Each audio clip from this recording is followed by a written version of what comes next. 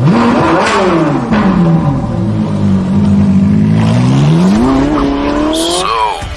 want to talk about cars? Ferrari, GTO, Bentley, CRX, and even down to your great-granddad's Peerless. Welcome to No Driving Gloves, the car talk authority, where experience, knowledge, and controversy share the same seat. Enjoy the ride. Now your hosts, John and Derek.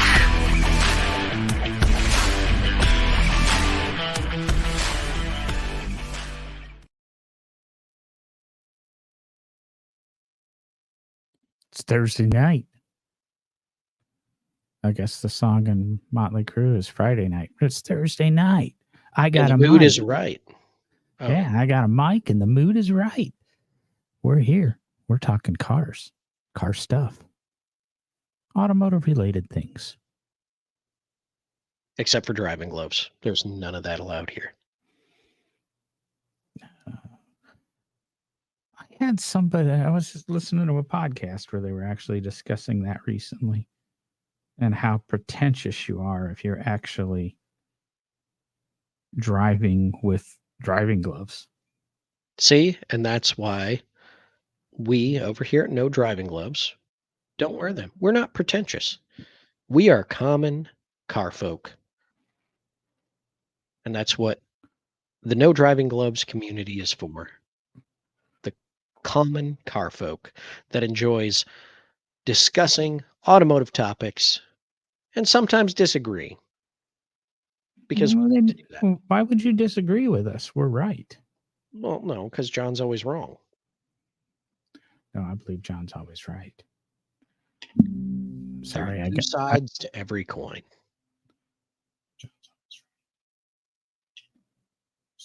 Sides to every coin. There we go. Just making sure we had audio coming through. No, there's an echo all of a sudden. Yeah, really delayed echo. Yeah. Those were profound statements we were making about how John's always right. Did you hear the profoundness in our statements? I heard the crickets that were on last week. You mean my dog? Yeah. I got her a really Great cool name for a dog, wouldn't it? Cricket. Cricket. I got one. Here, boy. I got her a little jeweled pink collar for the new house with a new engraved name tag for her that holds her Apple AirTag so that she can never be lost. Very fancy. Hey, only the best. But that's not too automotive related. We don't have dog power, do we? We have horsepower. Still animals, right? Come on. What's one dog power? I'm not sure. Somebody's probably calculated that. Well, but I would say some automotive names are great for pets. Okay. My cat's name is actually Otto, O-T-T-O, after Nicholas Otto. Okay. So just saying, Winton is a classic name for a sounds like a cat. No, that'd be like a very, very what's an intellectual looking dog? What would be a good one for that? Not up on my dog breeds well enough, but I'm envisioning, something like a proper English bulldog or something. Just be like, Winton, come here. Yeah, I had a friend that had like a Cooper, and I really want to say it was a John and a Cooper. Oh, nice, John Cooper. Yeah. Actually, Alexander Winton was a Scottish immigrant, so it'd have to be something like a Scottish Terrier or something that you'd name Winton. So, just out of curiosity, jump in on the show comments, whether you're, watching live or listening later. Jump on No Driving Gloves social media. Let us know what you guys think are great pet names that come from the automotive world. Well, I was going to kind of just ask how many of us out there comment, jump for joy? How many of us have bought Tesla stock in the last few days hoping for a rebound? I bet you John has. No, I did get out my electric vehicle this evening and played with it for about an hour. Very nice. Mowing the lawn. Got both the front and back hedges all trimmed up. Nice. That new electric trimmer to take care of all that. Yep. Yeah. Which brings us to the point of our new sponsor, Manscaped. For when you need to mow your lawn, both in the front and the back. Oh, wow. That turned quick. Anyway. Well, I really would tell Manscaped, if I could even use some of the copy from years ago, I'd let them be a sponsor for free. So we all know that John really likes Manscaped products. All right. Honestly, their nose trimmers are horrible. I've went through like 3 of them. They just stop. Great way to get a sponsorship. Yeah. Yeah. Hey, I'm being honest about the product. But the Lawnmower 3, the Lawnmower 4, and now they have the new Lawnmower 5. And they've also got some sort of new hedge thing that I'm really interested in picking up. All right. As the old tune went, on with the show. Let's begin. Exit stage right. Or is that stage left, stage right? Whatever. Who cares? It's one of the sides. So do we jump right into a topic? Probably, because that's what people can't join us here for. We've already wasted 7 minutes of their lives trying to get to this topic. Wasted. Yes. And I think this is a fitting topic, and it's a good one to jump right into because spring is here. Spring has sprung. Everybody I know is prepping their cars for the driving season. Didn't you get the old 490 up and running this week? I did, John. I got the 490 fired back up, and it's going to be out for a putter around the block this weekend, I am sure. So I just thought getting the cars ready for spring. Yep. Going to be working on the Falcon this weekend, hopefully getting the brakes rebuilt and getting it up and running as well. And might get some in on the other cars too. It's weird. I have heard Falcons brought up on multiple podcasts this week. Something about Leno and loving he's got a 62 or 63 Falcon and absolutely loves it. And that would be one of like 2 of the collector cars he would keep if he had to get rid of everything.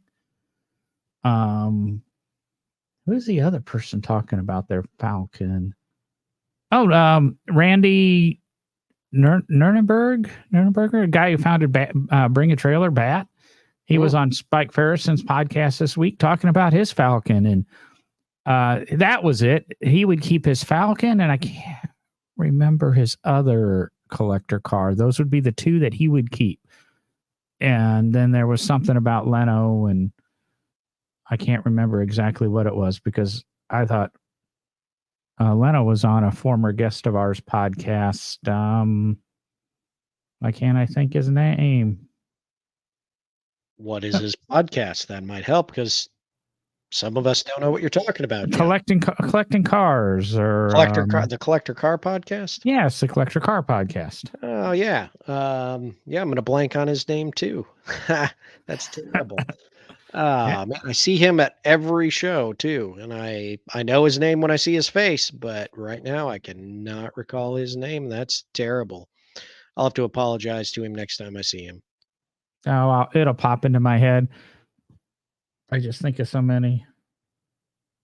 And John, the reason for that is because Falcons are just amazing little cars, okay? They are fantastic. They are almost bulletproof, and they're just a hoot to drive. I won't discount you on all of that because if I remember correctly, the Falcon was rebodied a few years later into everybody's favorite collector car. Yeah, wasn't that done in 1964 and a half, John? I believe that was done in 1964 and a half, Yeah. which, I believe the name we're looking for is Greg Stanley, by the way. yes. Yeah. Thank you, Mr. Greg, Google. our apologies. Which, while we're talking about that rebodied Falcon, a memory popped up on my Facebook this week. And I don't know, did you get the same memory? Because you should have. You should have had something similar. Was it this week that the memory from Barber came up? Yep. Yeah. It was recently. I knew that, but days and time and weeks and things run together for me anymore. So, that was a lucky guess. Little did you know that 15 years ago that your life would dwindle down to wasting Thursday evenings with me. Exactly. And hundreds of our closest friends. Yes. Okay, let's jump into this topic. Yeah, we already tried once. Yeah, you know me. Mm-hmm. I'm a meanderer. I'm the wanderer. The wanderer. One of these days we'll do a show about music and cars, except we can't play music on podcasts. You just have to listen to my renditions. Yeah. Drove my Chevy down the levee. So, John, what Michigan did? What Michigan do this week, Derek? Cool news out of my home state of Michigan. This is actually pretty cool, in my opinion. I hope everyone feels this way. But growing up in Michigan and owning old cars, of course, when you go to register them and get your plates and get everything taken care of for the vehicles, if they are over 25 years old, you have a decision to make, and that is whether you're going to plate the vehicle as a historic vehicle, or are you going to plate it as just a standard automobile with a normal state plate. And I think I actually have mentioned this on the podcast in the past, probably very early episodes. My dad and I always typically just plated the cars with a standard year-to-year plate, because in Michigan, the certain police departments and levels of law enforcement can be kind of jerks about this. But originally, the section on historic vehicle registration read that a vehicle with a historic vehicle plate on it that is over 25 years old and is owned solely as a collector's item and for participation in club activities, exhibition, tours, parades, and similar uses, including mechanical testing, but cannot be used for general transportation.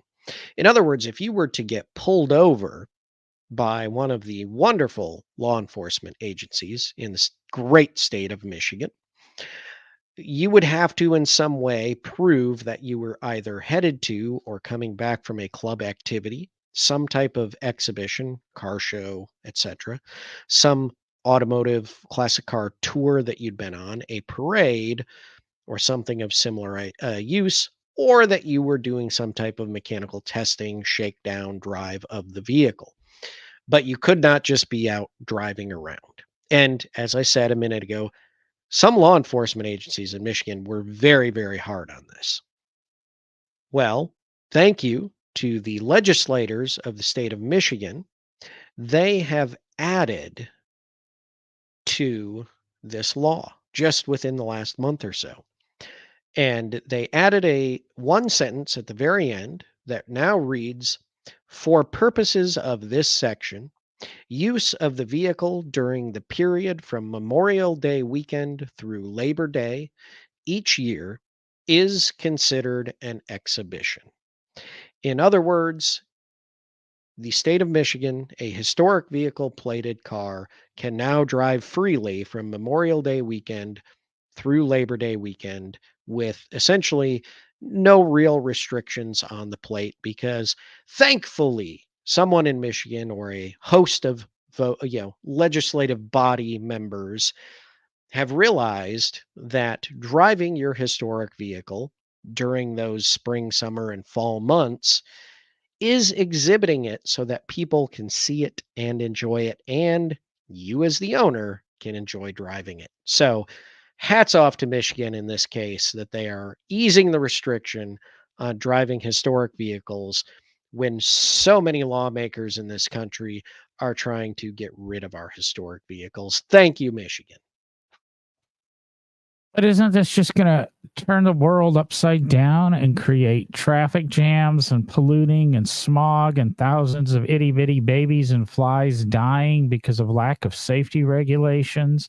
Isn't this a horrible thing? I mean, don't we need this tightened government restriction on our classic cars?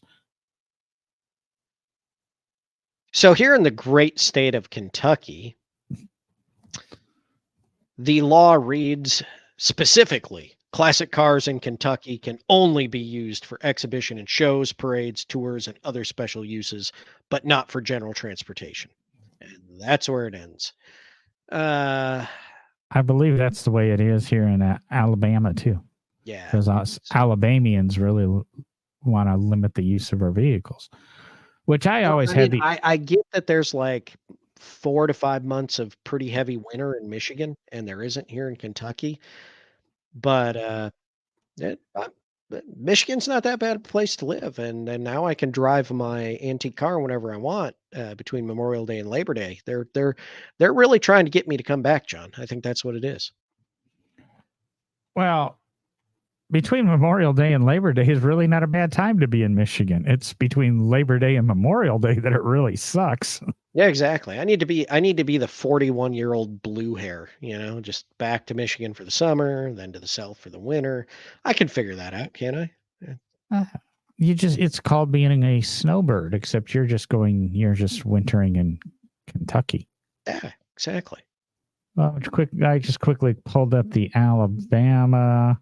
The vehicle is operated in club activities, exhibitions, tours, parades, and can also be driven to these locations for purpose of attending these events or activities.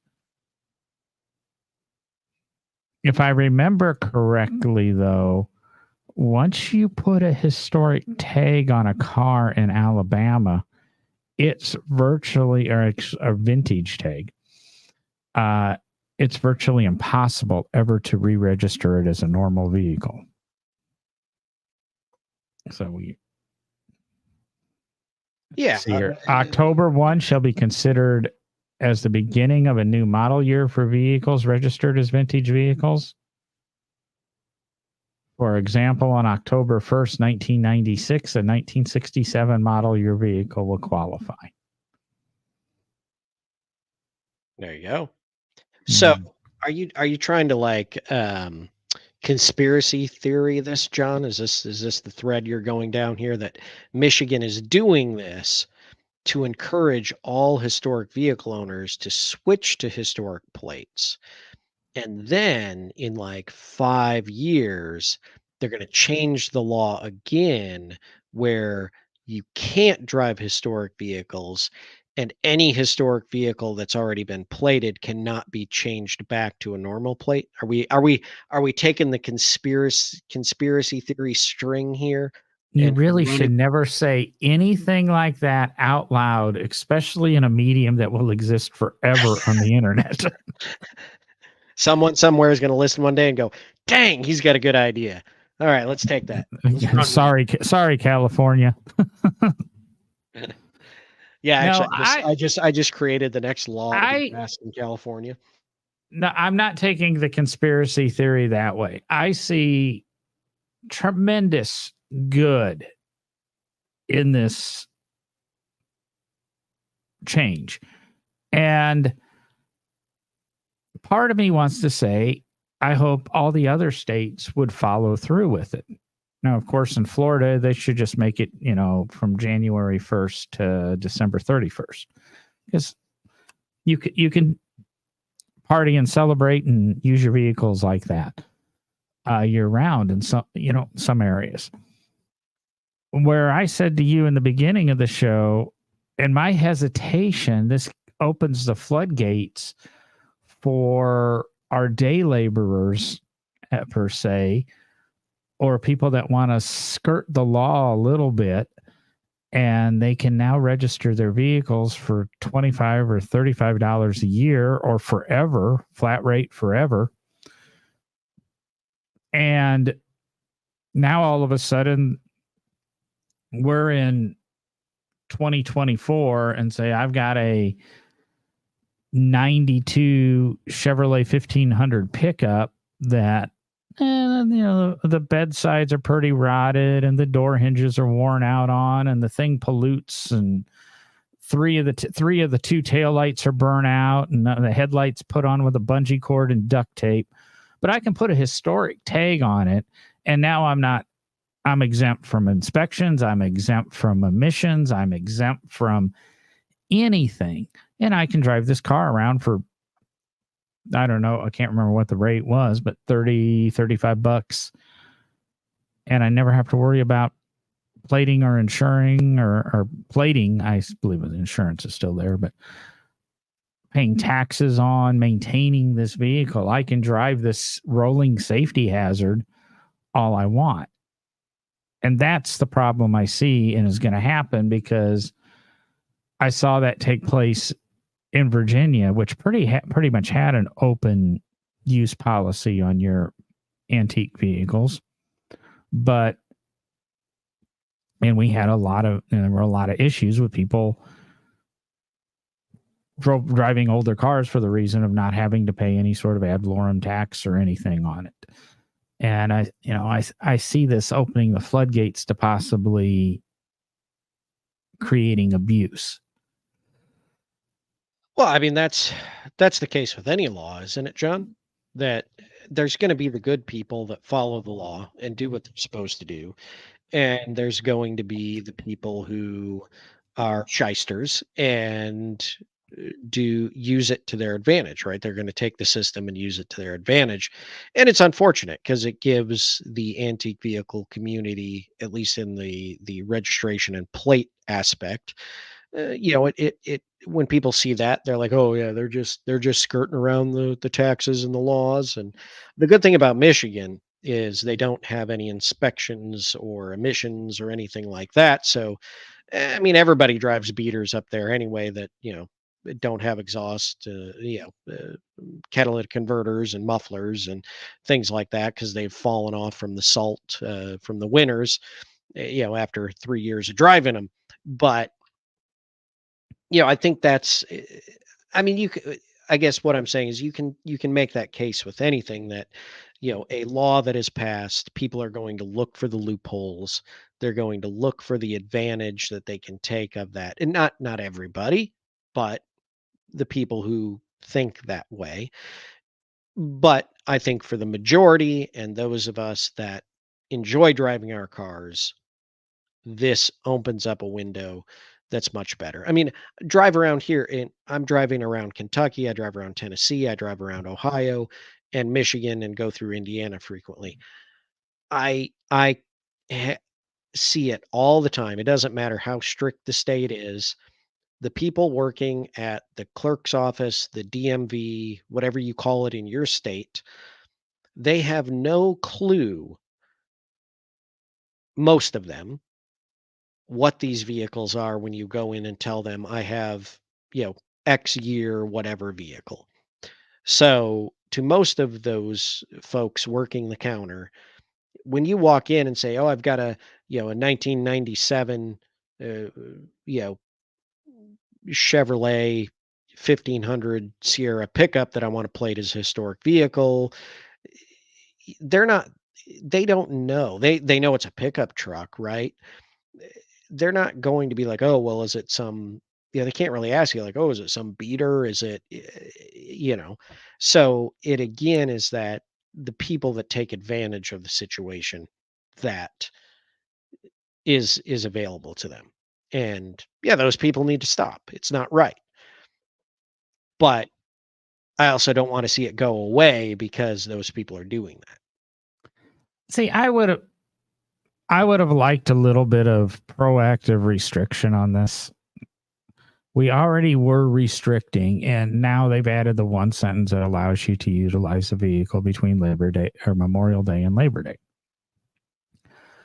But it should have been, with you may utilize the vehicle between Memorial Day and Labor Day, provided it adheres to all safety and emission policies of the year of manufacture.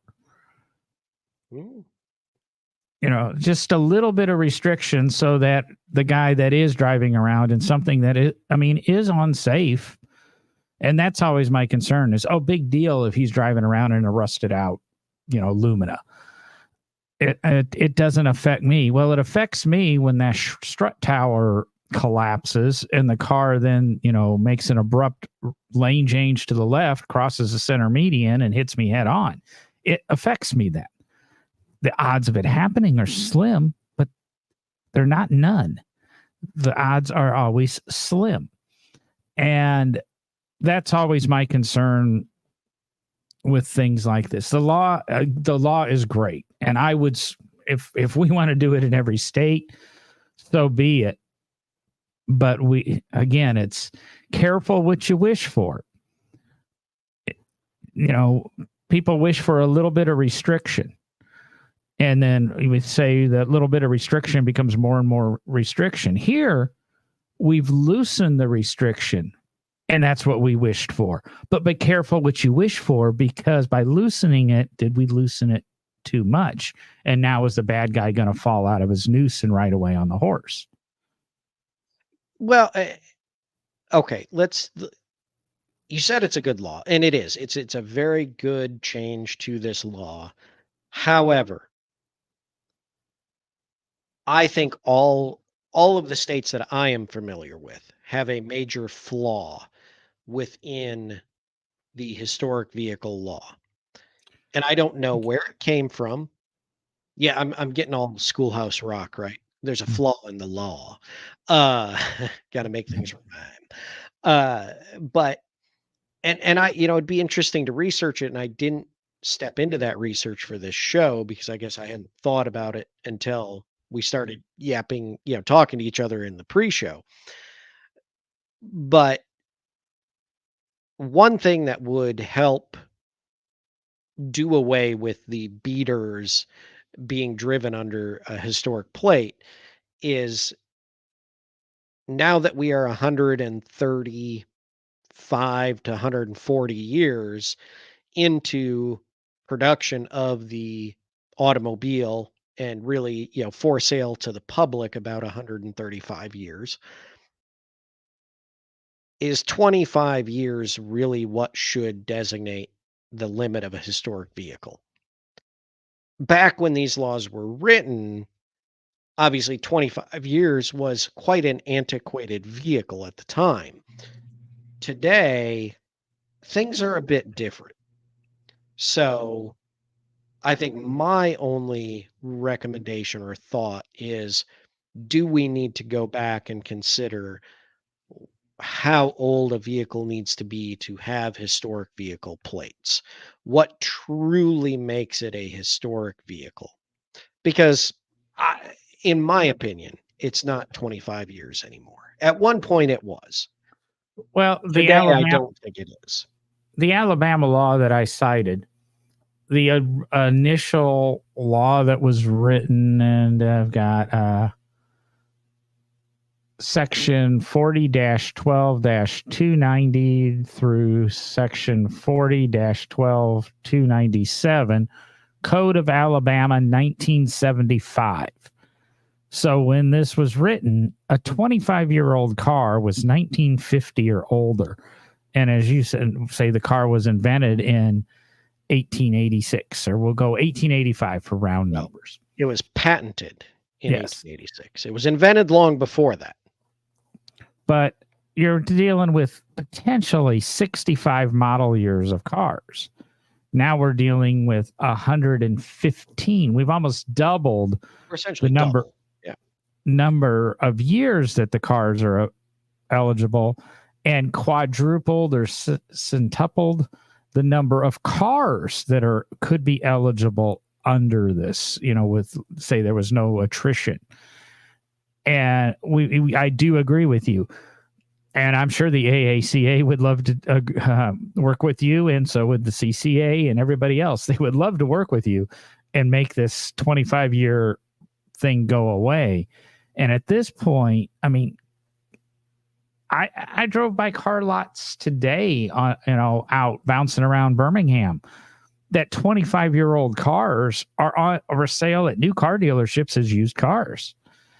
It's not that Hondas and Toyotas last that long, no problem. I considered buying a 97 Lexus a few weeks ago, and I really, really, really should have. And a 97 Lexus SC400 is as capable as any car I can go into the Honda or Toyota dealership and buy today, if it, well kept and cared for. So I totally agree with you. It would not hurt me to see this expand to 35 or 40, possibly even 50 years old before you're classified or eligible to be registered this way.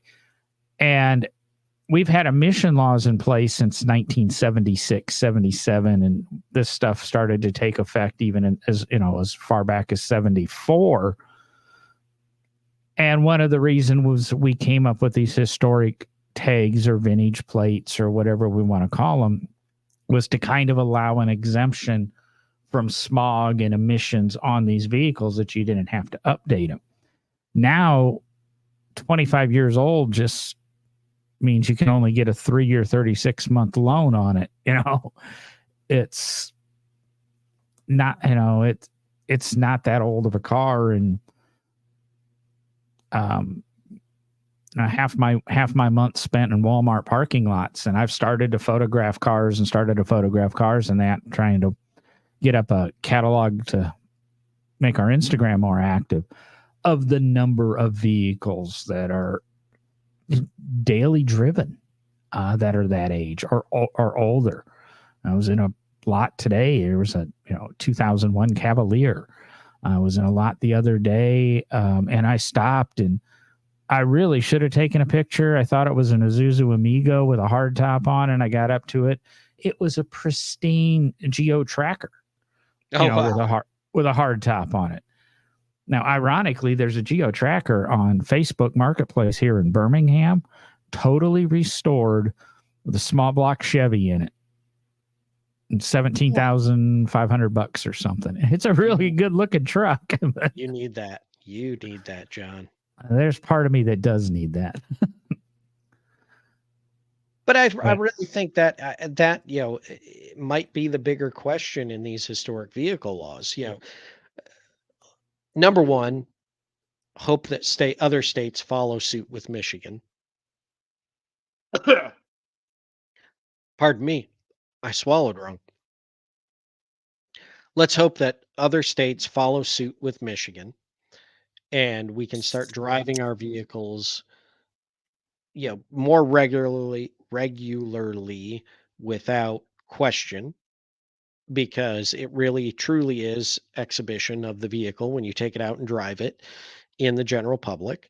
Because you can't tell me, any of our listeners or any of us that have antique or classic cars, if we drive that car to a restaurant for dinner, to the parts store to pick up parts, or grocery store to grab something small and get groceries, and a antique car that's big enough to get your grocery bags in, you are almost always run into one or more people that want to talk about the car, learn about it, hear your story, and all that. And that's what exhibiting that vehicle is. It's about talking about it, sharing the story, sharing the history, and sharing the passion.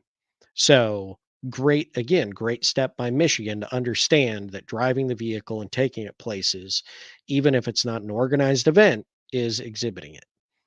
Well, but, it's exact. Oh. Go ahead.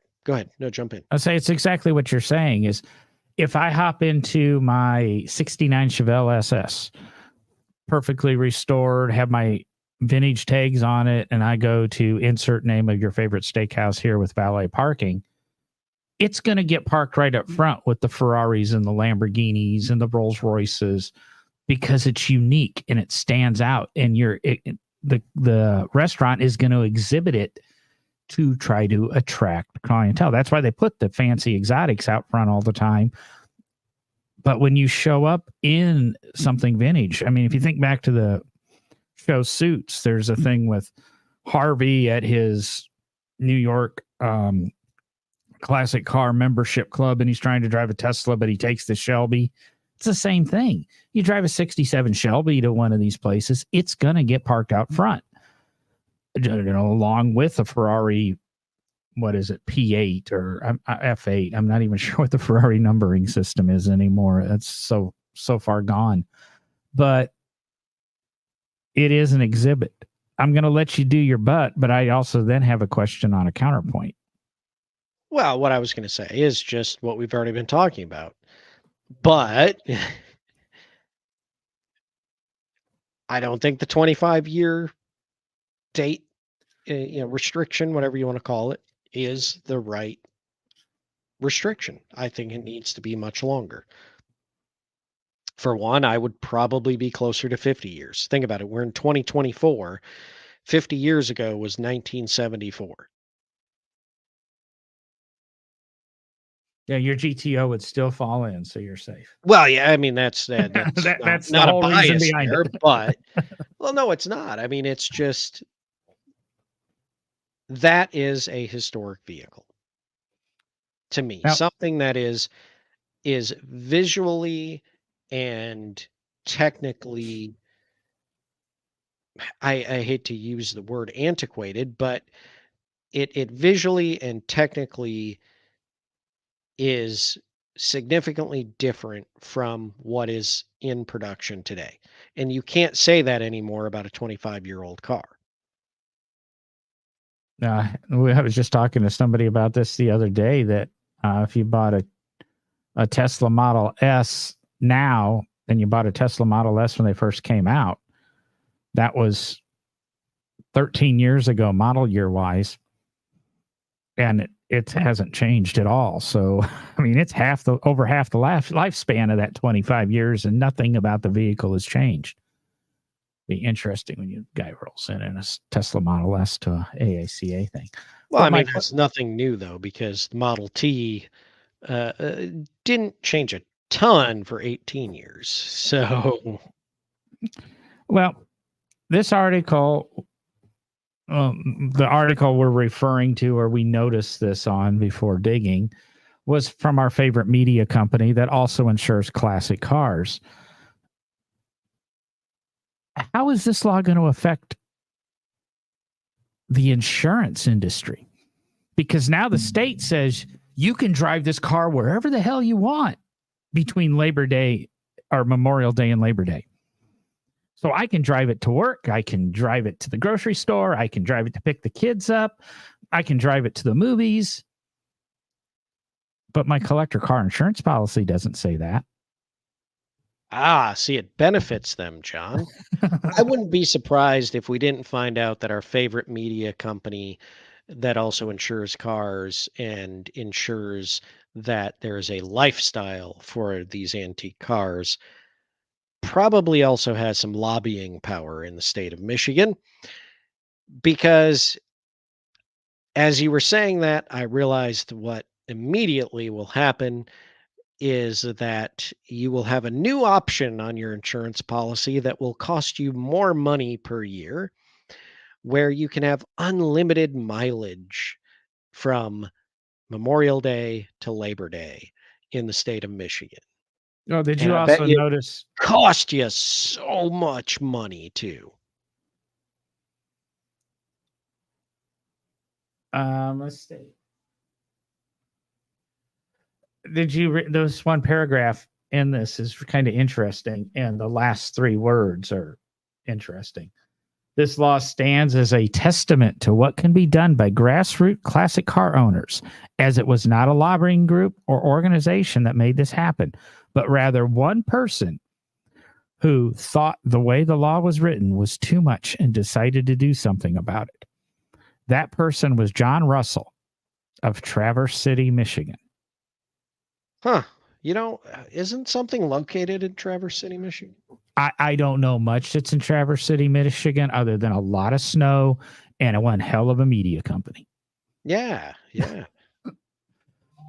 So I just that's one of the things that popped into my head about it is how is the insurance industry, and they're going to have to react fast because Memorial Day is right around the corner. That's like 45 days away. We need to get these updates out to our policy owner or policies, and these, now all of a sudden you can drive the car 6 months out of the year. So can we effectively, we won't say double, but increase your insurance 50% because you can now use the car? Exactly. There was another, and I'm going to bring this. So we talked about Greg Stanley earlier, and I'm going to plug for Greg Stanley in the Collector Car podcast. He has a sponsor, very limited sponsors on his show, but he stands by this company, and I'd like to get them on our show to talk to them a little bit. LLC TLC. You ever heard of this organization or company there, Derek? No, that doesn't ring a bell, at least. They're based out of Montana. And for as little as, depending on what you want to do, you can form an LLC in the state of Montana so that you can register your classic car there as a collector car, one-time fee.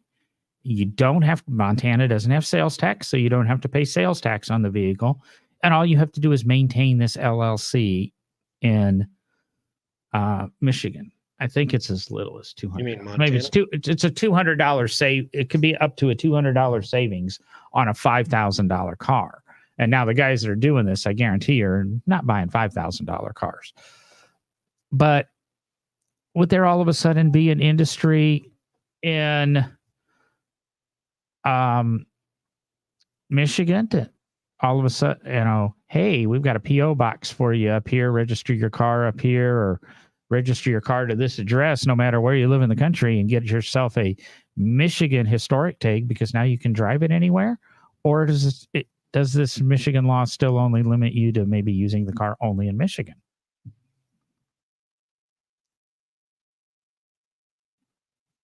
It's a great question, John. Well, which it does not say that in the law. So the answer would be no, because in the United States, each state recognizes the other states, the interstate travel laws, that if your vehicle is plated in one state, that has to be recognized in other states as a registered vehicle. Now you have to abide by that'd be interesting because, you have to abide by well, California and Arizona are breaking down on cars that are registered in Montana being driven in their state, or, they see it. They notice they're garaged all the time. They're showing up on the license plate readers all the time in Los Angeles, and those people are getting in trouble. But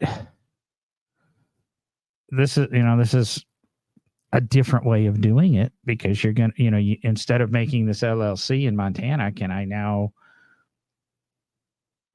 rent an apartment for $300 a month? I go out, I move to Michigan, I buy an old hotel with 300 hotel rooms. I don't care if the thing's falling apart. I rent out these rooms. So you each have a suite address, and then you can register 15 vehicles to that suite address with suite, SUITE, not SWEET. And you now are registering all your collector vehicles more than 25 years old to this address to circumvent taxes, etc., because you can use it during the driving season in 80% of the United States. Yeah. Derek's thinking, I know this hotel 3 blocks from the old house. So here we are throwing out business ideas for you. Not necessarily illegal business ideas, but those who like to play in the gray area. And there used to be this thing called gray market cars. So could this be gray market registrations? Ooh. Well, I mean, we can look at the example of some of the title things that used to happen as well in places like Vermont and some of those where, Alabama. yeah, where, somebody from out of state that needed a title could have pay someone to get them a title in one state so that you could get that to your state to make it look like the car had been titled. And, some of those games have been brought to an end over the last few years. And some of them still exist. Which reminds me, I need to call a friend of mine who's having a title issue on a car he has. Yeah, I got to call a man about a horse. For you, that could just be a single car. I mean, 1 horsepower. Well, yeah, I mean, that's what I was talking about. Yeah. I need to call a man about my 3/4 horse. So there's a good 35 minutes of discussion on this topic. I don't know how much we want to beat it down. Like, even though I sound like Debbie Downer, I do like this law. I do like the change. I do like the doors it may open. Obviously, I think it's slipped through. I'm really surprised it passed in the way it did. I would really like to learn the whole story behind it. But I'm glad it exists. I hope we can use this as a model or the spark to light and have some of these collector car restrictions changed.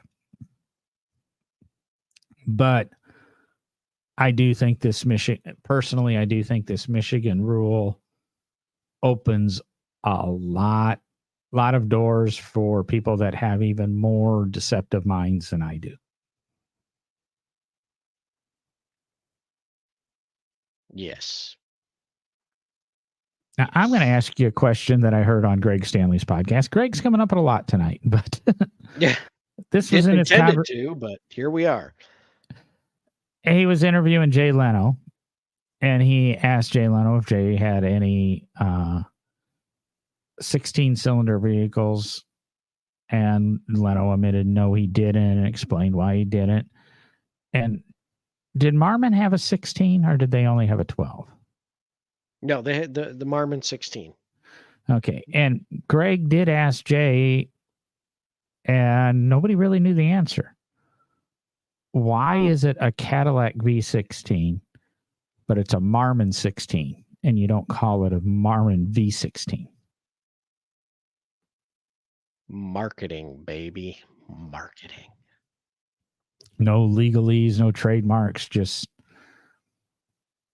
it does sound better. Nothing that I recall. I think, Cadillac and General Motors was big on highlighting the fact that it was a V block, right? Because early on they were kind of one of the early, along with Lincoln and a few others, but really designating the V, in their early V8, their V12s, their V16s. I mean, Packard called it the Twin Six, instead of a V12, they called it the Twin Six. And it was all marketing. It was what sounds good, what rolls off the tongue, what is, the sexy way to go.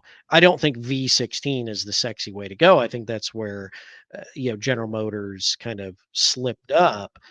But you take the mentality of Ned Jordan, who was one of the early marketing geniuses of the automotive world, and of course the founder of Jordan Automobiles. But you try to portray something greater, or a storyline, or something that people can have a whimsical feeling about. And, oh, I bought a Cadillac V16.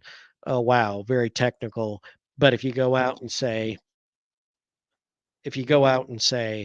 oh, I just bought a Marmon 16. Well, what is that? Is it just the model? Is it engine? Is it what is that? I need to know more.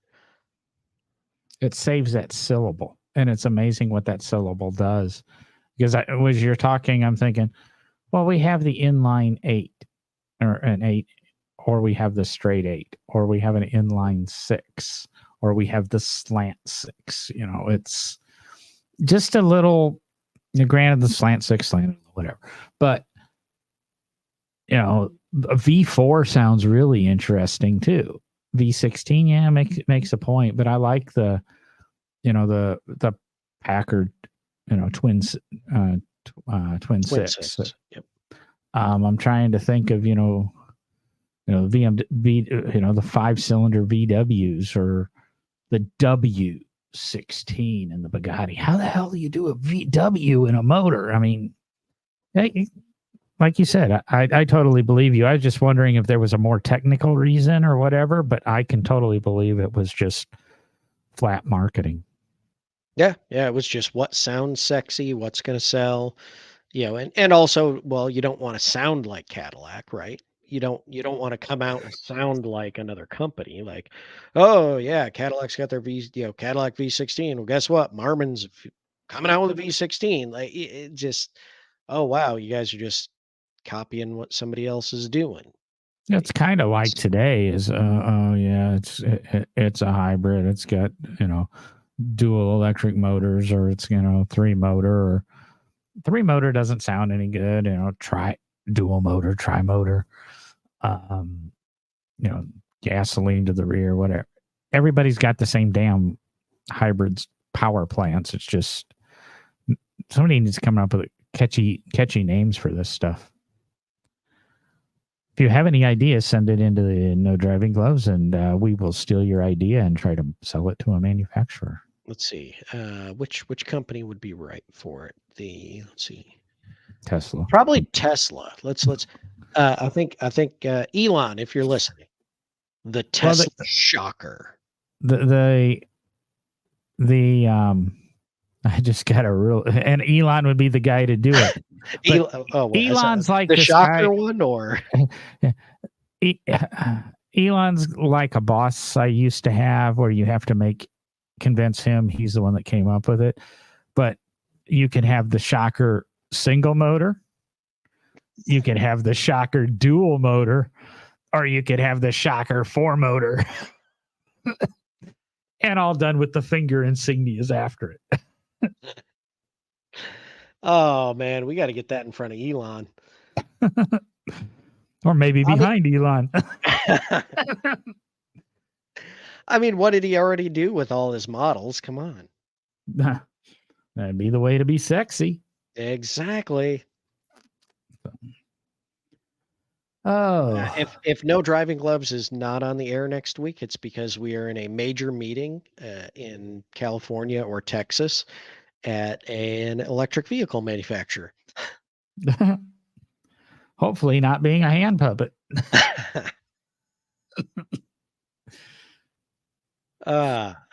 Please don't let your children watch the video. Yeah, exactly. Adult content. Oh, is there anything else we want to touch on, Derek, or do we want to call it a night? And no, I think that was a good show. And like I say, I mean, kudos to Michigan for stepping up and doing something great for the historic vehicle community. Michigan of all places should be the one doing it, with its automotive history and the significance of that state in the automotive world. So I'm proud of my home state yet again.